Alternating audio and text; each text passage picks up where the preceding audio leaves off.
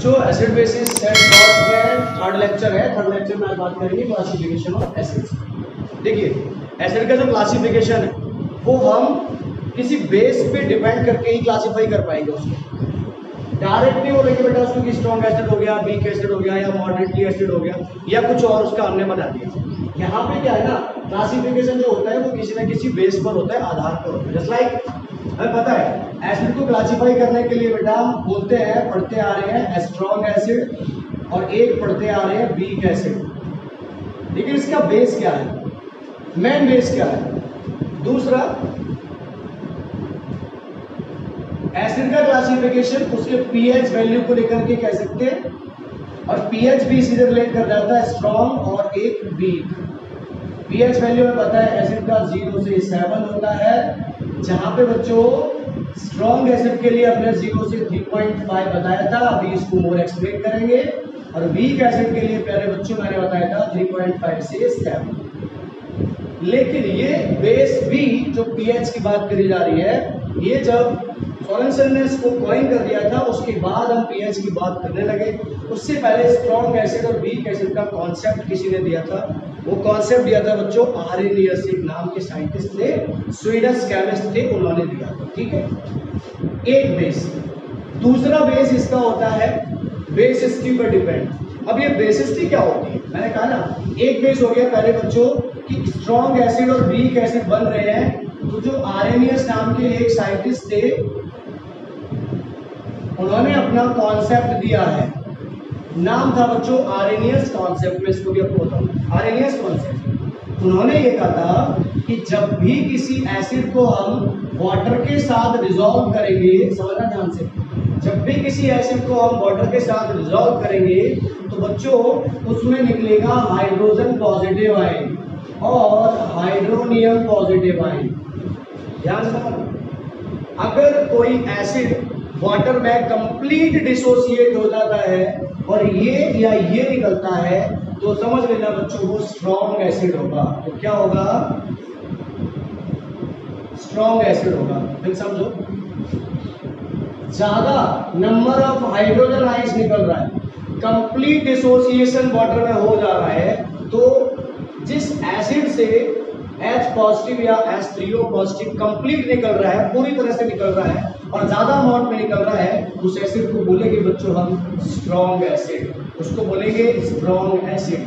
अब इन्होंने जो अपना कॉन्सेप्ट दिया था वो ये था, जैसे HCl है प्यारे बच्चों, वाटर में इसको जब डिसोसिएट किया तो H positive plus Cl negative निकला। ये निकला पूरी तरह से हाइड्रोजन आयन वाटर में डिसोसिएट करने पर, तो हम इसको रखने लगे HCl को स्ट्रॉन्ग एसिड में। एक तो क्लासिफिकेशन इसका ये रहा। दूसरी बात, एक और एग्जांपल ले रहा हूं मैं, H2SO4, और इसकी ना ट्रिक बताऊंगा, बहुत बेहतरीन ट्रिक, जिससे आपको तब तुरंत याद हो जाएगा। H2SO4 को बेटे डिसोसिएट किया हमने, तो क्या निकला? 2H positive plus SO4 2 negative. ये मैंने कल के लेक्चर में मेंशन कर लिया था। H2 है बच्चों, तो जो 2 है ना, 2H हाइड्रोजन आइंस इतना गिवन आउट हो रहा है। ऐसे ही पहले बच्चों HNO3, मैंने ये भी एग्जांपल कर लिया था, H positive plus NO3 negative. Completely देखो, हाइड्रोजन आयन कंप्लीटली डिसोसिएशन हो जाए वाटर में और निकल जाए तो हम उसको कहेंगे वो स्ट्रॉन्ग एसिड होगा, तभी ऐसा होगा। पार्शियली, ध्यान से समझ रहा, आर्हेनियस ने जो अपना कॉन्सेप्ट दिया था बच्चों, उसके अकॉर्डिंग उन्होंने कहा था कि जब भी किसी एसिड को वाटर के साथ डिसोसिएशन करने पर उसके आयंस पार्शियली निकले, मतलब वो पार्शियली आयंस को गिवन आउट करे। ऐसा सोचिए आप, जैसे हमने कुछ डाला किसी में और वो एकदम पूरा नहीं निकल रहा है, गिवन आउट, उसका रिजल्ट टोटल आउटपुट नहीं आ रहा है, वो कुछ ना कुछ उसी में रह जा रहा है, इसका मतलब वो पार्शियल है, वो पूरी तरह से नहीं, आंशिक रूप से है, तो बच्चों हम उसको कहेंगे वीक एसिड है। जैसे ध्यान से समझना, CH3COOH। प्यारे बच्चों, मैंने या तो H2O प्लस कर दिया या मैं इसमें भी एरो लगाऊं और यहाँ पे लिख दूं वाटर।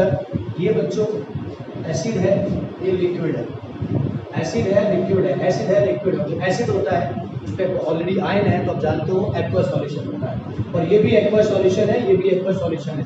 ये लिखना और समझना बहुत जरूरी है, मैंने कल के लेक्चर में थोड़ा ले लिया था। आप इधर AQ लिखोगे, इधर AQ लिखोगे, इधर AQ लिखोगे, लेकिन इधर N लिखोगे, ऐसा ही इधर CH3COOH।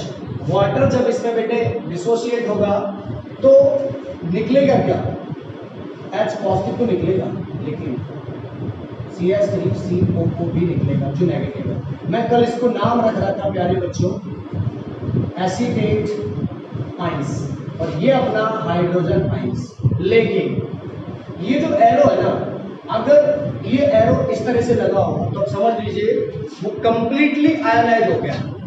ये बता रहा है इधर जो था वाटर में डिसोसिएट करने पे नेगेटिव आयन एकदम पूरा अलग हो गया, पॉजिटिव आयन भी पूरा अलग हो गया। लेकिन वीक एसिड के लिए जब एक्सपेरिमेंट किया इन्होंने आरएनएस में, वो एक्सपेरिमेंट में निकला प्यारे बच्चों ये एरो लगा। इसको आपको केमिस्ट्री के फर्स्ट चैप्टर में हम पढ़ाए थे, इसको बोलते हैं रिवर्सिबल रिएक्शन। मतलब इससे ये बन सकता है, वापस इन दोनों से भी ये बन सकता है, बट एयर इससे ये अगर बन गया अब इन दोनों से ये नहीं बनेगा। ये बता रहा है ये अलग निकला और ये अलग निकला, लेकिन यहाँ पे ये जो साइड है दोनों रिवर्सिबल रिएक्शन का डबल हैंडेड एरो ही ये दिखाता है कि जो भी एसिड इस टाइप से होगा डबल हैंडेड एरो, आपको अगर चेक करना है ना कॉपी में लिखा हुआ, बुक में दिया हुआ, तो डबल हैंडेड एरो अगर है तो समझ लेना वो वीक एसिड है, अगर कॉपी में है तो। और प्रैक्टिकली लैब के अंदर समझना है तो फिर वही चलेगा हमारा कि जो कंप्लीटली आयनाइज हो जाएगा उसमें ये एरो लगा होगा, वो बोल रहा है कि कंप्लीट आयनाइज हो गया और वो चला गया पूरा। लेकिन यहाँ बोल रहा है ये इधर रह गया है, अभी पूरा कंप्लीट आयनाइज नहीं हुआ। ये जो एरो है ना ये तो इधर पहुंच गया, तो ये बता रहा है बेटा कि कंप्लीट आयनाइज नहीं हुआ, अभी कुछ आयन इसमें भी रह गया है। मेरी बात समझ गए ना आप लोग। अब नॉट ओनली CH3COOH, इसके साथ और भी होते हैं। मैंने ये तीनों लिए बेटा, ये तीनों HCl, H2SO4, HNO3, ये तो आप एकदम याद रखिए हमेशा कि तीनों के तीनों बहुत ज्यादा स्ट्रॉन्ग होते हैं, खतरनाक होते हैं। पीएच वैल्यू भी इनकी 1 के आसपास घूमती है, पीएच वैल्यू भी 1 के आसपास घूमती है, मैंने कहा 0 से 3.5 to 0.1, 1.2, 1 इस तरह से रहता है। और वीक एसिड तो थोड़ा सा ऊपर होता है जो डेंजरस नहीं होता। अब समझिए ये सारे के सारे पहले बच्चों क्या है, मिनरल एसिड। जितने भी मिनरल होते हैं वो सभी क्या होते हैं, स्ट्रॉन्ग होते हैं। देखिए ये मिनरल एसिड है, सभी क्या है, ये स्ट्रॉन्ग है, ये स्ट्रॉन्ग है। और ये बच्चों जो है ना ये मिनरल में नहीं है। अगर हम बात करेंगे, हमने आपको पढ़ाया था एक ऑर्गेनिक एसिड और एक मिनरल एसिड।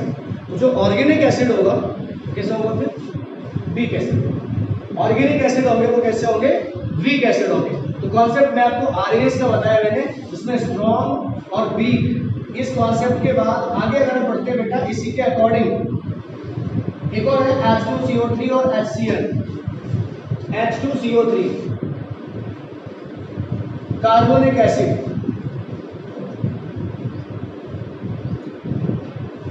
H2CO3 बेटे कार्बोनिक एसिड पढ़ेंगे इसको। और ये भी देखो ये निकालेगा जरूर, 2H पॉजिटिव प्लस, यहां पे क्या होगा बच्चों इसका CO3 नेगेटिव, CO3 नेगेटिव। देखिए तो यहाँ पे वाटर होगा बच्चों, तो ये भी हमारा क्या है, वीक एसिड, वीक एसिड है। तो मेनली आप इन्हीं को ध्यान रखना, HCl, H2SO4 एंड HNO3 और CH3COOH, H2CO3। सवाल आपका यही से पूछ लेता हूँ इस कॉन्सेप्ट पे based.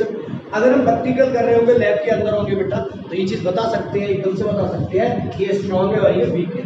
Hydrogen ion completely ionise होकर के जिसमें भी निकलेगा उसको बोलेंगे हम स्ट्रॉन्ग एसिड, और जिसमें कंप्लीटली आयनाइज नहीं करेगा, पार्शियली आयनाइज करेगा, उसको बोलेंगे हम वीक एसिड। एक और होता है HCl, ये भी आपका वीक एसिड होता है, ये भी आपका वीक एसिड होता है। तो वीक एसिड है, ये भी वीक एसिड है, ये भी वीक एसिड है। ये बेटा मैंने किस बेस पे लिया, आरएनएस कॉन्सेप्ट। आरएनएस कॉन्सेप्ट था ना, उन्होंने जो कॉन्सेप्ट दिया वो एसिड के लिए भी दिया था और वो बेसिस के लिए भी दिया था। जिस तरह इन्होंने बोला कि हाइड्रोजन आयंस कंप्लीटली आयनाइज जिसमें भी हो जाएगा उसको पढ़ देंगे हम स्ट्रॉन्ग एसिड, और जिसमें हाइड्रोजन कंप्लीटली आयनाइज नहीं होगा उसको पढ़ेंगे वीक एसिड। ऐसे ही इन्होंने बेसिस को भी डिफाइन किया था, स्ट्रॉन्ग बेस, वीक बेस। उसमें बच्चों मैं आपको जब बेस की बात करूंगा तब बताऊंगा hydroxide ion completely ionise होके जिसमें भी जाएगा तो वो स्ट्रॉन्ग बेस है, और hydroxide ion partially ionise होगा तो वो वीक बेस है। तो ये किसका कॉन्सेप्ट रहा? आर्हेनियस कॉन्सेप्ट के अकॉर्डिंग मैंने आपको बताया ये और ये। आई होप आपको समझ में आ गया होगा कि H पॉजिटिव कंप्लीटली आयोनाइज होगा तो बच्चों स्ट्रॉन्ग होगा, पार्शियली आयोनाइज होगा तो वीक होगा। अब हम बात करेंगे दूसरे कॉन्सेप्ट की जो था बेटे बेसिसिटी पे डिपेंड। बेटा उससे पहले एक बात समझ लीजिए आप, देखो जहाँ पे मैंने ये पॉजिटिव लिखा है ना, ये चीजें लिखी मैंने आपको कल भी बताया था।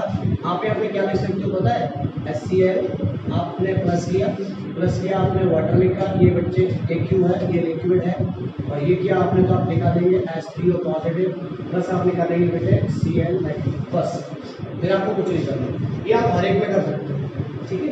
और ये HCl आपका हाइड्रोसियानिक एसिड होता है। यहाँ पे जब बेटे बात करेंगे इसकी हम, तो यहाँ पे H2O प्लस होगा, रिवर्सिबल बनेगा, H पॉजिटिव या H3 को कर दे रहा हूँ मैं H3O positive plus Cl negative, ठीक है। अगला भी होता है प्यारे बच्चों इसमें H3PO4, इसका भी यही रहेगा। H3PO4 के साथ भी आप लिक्विड को जब ऐड करेंगे मतलब वाटर को ऐड करेंगे बच्चों, तो ये बन जाएगा आपका 3 मतलब H3O positive plus PO4 negative, इस टाइप से बन जाएगा ये। तो ये भी हमारा क्या होता है? वीक एसिड होता है, ये भी वीक एसिड होता है बच्चों। एक और होता है H2S, तो उस तरीके तो हाइड्रोजन सल्फाइड गैस है, आपको बताऊंगा।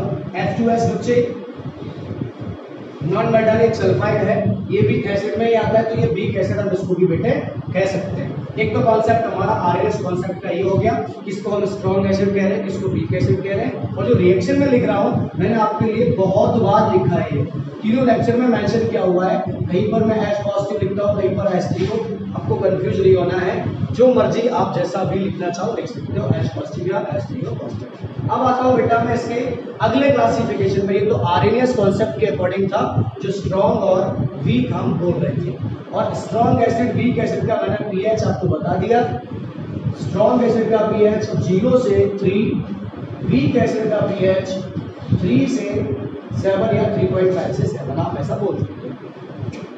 अब सवाल खड़ा होता है एक और, एक क्लासिफिकेशन आता है इसमें, इसी के अकॉर्डिंग पीएच के अकॉर्डिंग बोलते हैं स्ट्रॉन्ग एसिड, वीक एसिड और मॉडरेटली एसिड। देखिए 0 से 3.5 या 3 बोलिए, अब 3 से 4.5 बोलिए, 4.5 से 7 बोलिए। प्यारे बच्चों strong acid, moderately acid, weak acid. Strong acid जिन एसिड्स का पीएच 0 से 3 के बीच में होता है स्ट्रॉन्ग एसिड में रखते हैं, 3 से 4.5 के बीच में होता है मॉडरेटली एसिड में रखते हैं, 4.5 से 7 के बीच में होता है उनको वीक एसिड में रखते हैं। एक बात समझिए, पीएच वैल्यू घटेगा तो एसिडिटी का जो अमाउंट है वो बढ़ेगा, वो उतना ही ज्यादा डेंजरस होगा। पीएच वैल्यू घटेगा, देखिए आप 1 से 7 की बात करिए, 7 से घट रहा है, घटता हुआ आ रहा है बच्चों, घटता हुआ आ रहा है, और 1 के लिए आ रहा है, तो जो ये वीक एसिड है यहाँ वाला, इससे पहले वाला तो न्यूट्रल होता है, 6.5 वीक एसिड होगा, उससे आगे वाला स्ट्रॉन्ग और स्ट्रॉन्ग और स्ट्रॉन्ग, 1 वाला सबसे ज्यादा स्ट्रॉन्ग होगा। अब आगे बढ़ता हूँ, classification of acids on the basis of basicity.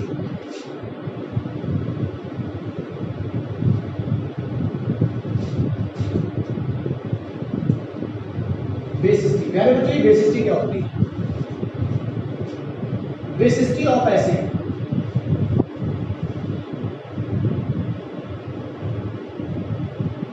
Basicity of acid का मतलब समझ लीजिए ये क्या होता है। जब भी बेटा हम किसी एसिड को वाटर में जब हम डिसॉल्व कर रहे होते हैं, ध्यान से समझना, when we dissolve any acids in water, then only number of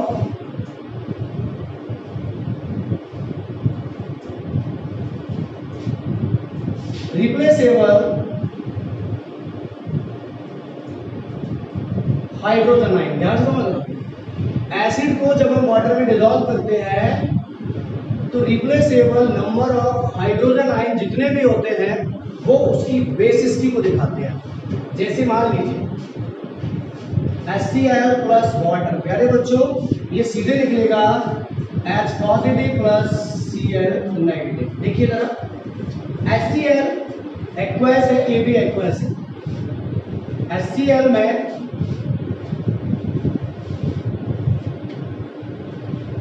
जो H है वो H क्या है, आप ये समझ लीजिएगा, नंबर ऑफ एटम पे बेसिसिटी डिपेंड नहीं करेगी।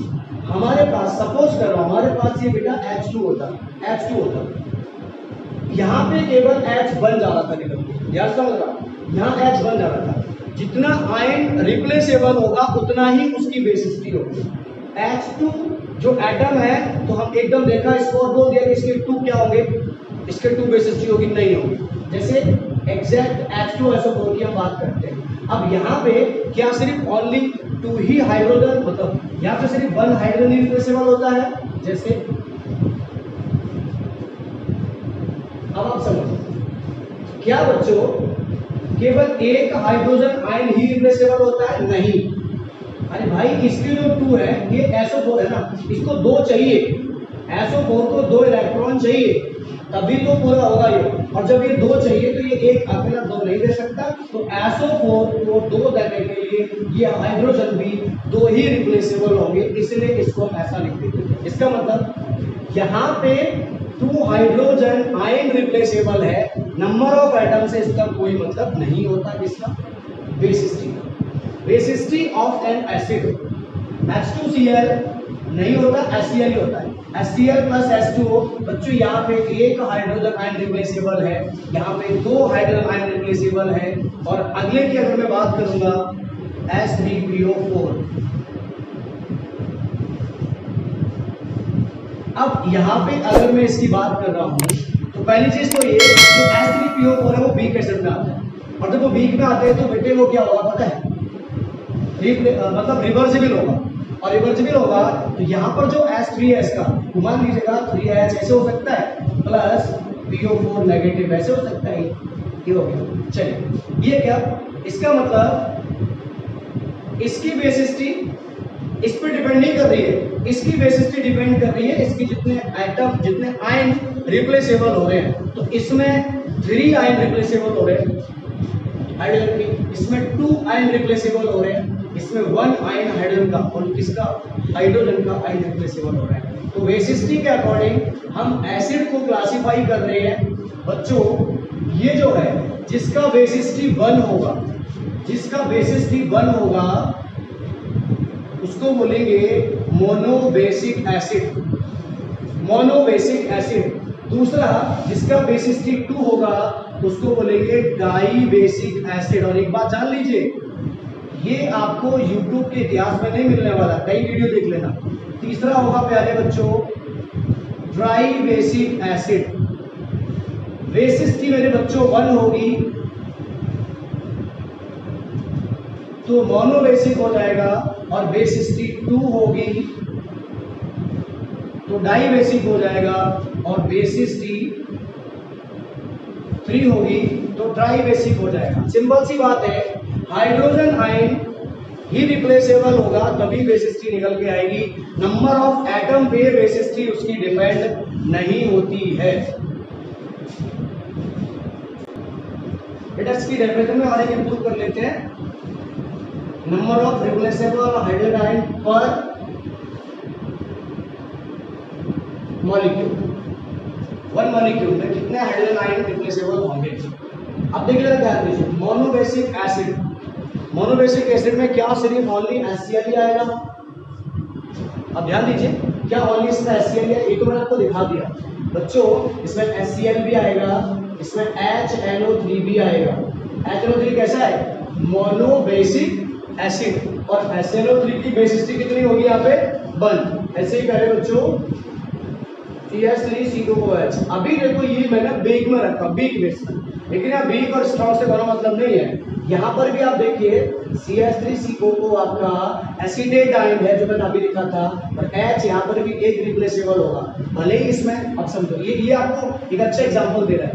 CH3COOH है प्यारे बच्चों, हाइड्रोजन एटम कितना है 4, यहाँ पे एटम बेटा आयरन का तो 4 है, तो इसकी टेट्रा बेसिक एसिड नहीं होगा ये, इसमें मैंने कहा ना रिप्लेसेबल हाइड्रोजन एटम है, वो हाइड्रोजन आयन पर मॉलिक्यूल। मैं इसको बनाता हूँ CH3COOH, वाटर में जब इसको प्यारे बच्चों में डिसोशिएट करने की कोशिश करूंगा तो क्या निकलेगा CH3COO प्लस H पॉजिटिव, ये नेगेटिव H पॉजिटिव। कितना H पॉजिटिव निकल रहा है? एक H पॉजिटिव निकलेगा, मैंने रिएक्शन आपको बहुत बार बता दिया है, और एक निकल रहा है, इसलिए ये भी किसमें आएगा? मोनो में आएगा, मोनो बेसिक एसिड में आएगा। आगे बढ़ते हैं। H2SO4 इसकी बेसिसिटी 2 है, तो क्या सिर्फ H2SO4 ही डाइबेसिक होगा? नहीं, H2CO3 भी यही होगा, कार्बोनिक एसिड भी यही होगा, H2SO3 भी यही होगा। H2SO3 में भी 2 हाइड्रोजन आयन रिप्लेसेबल होगा, H2CO3 में भी 2 हाइड्रोजन आयन रिप्लेसेबल होगा, ये भी हुआ डाइबेसिक एसिड, ये भी हुआ डाइबेसिक एसिड। और प्यारे बच्चों H3PO4 जो है ना फॉस्फोरिक, ये तो हमारा है ट्राई बेसिक एसिड। तो इनकी ये हुई बेसिसिटी की बात। बेसिसिटी पर डिपेंड मैंने एसिड को डिफाइन किया है, अगले लेक्चर में बात करूंगा मैं। देखो अब क्या रहेगा एसिड, एसिड का मैंने सारा पहचान बताया है यहाँ तक। अब आपको लिखाने वाले हैं प्रॉपर्टीज ऑफ एसिड, एसिड की प्रॉपर्टीज, और प्रॉपर्टी के साथ बेस पढ़ाने वाले हैं।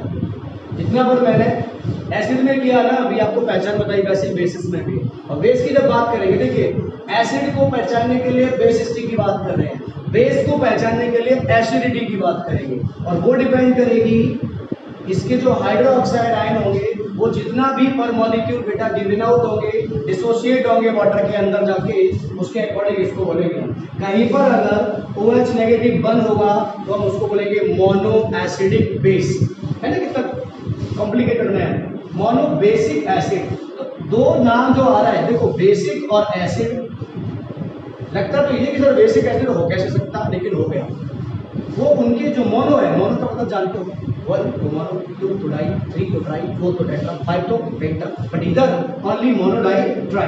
बेसिक में भी प्यारे बच्चों, बेसिक में हम देखेंगे जो बेस होगा उसको लिखेंगे acidity, mono acidic, di acidic, tri acidic. इसकी जैसे जैसे आपको एक हिंट कर दूं, KOH में OH ओनली 1 है, तो ये मोनो एसिडिक बेस है, और कहीं पे होता CaOH का होल ट्वाइस। यहाँ देखोगे जब ये आयनाइज होगा तो हाइड्रोक्साइड के 2 आयन होंगे, इसलिए किसमें आएगा? Di acidic base, di acidic base.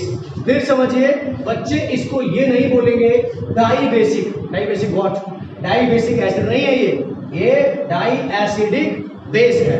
तो एसिडिटी बेसिसिटी पे डिपेंड एसिड मैंने क्लासिफाई कर दिया। अगली बारी आपकी बेस की आएगी, तब आपको बेस क्लासिफाई करेंगे, तब तक आप मस्त रहिए।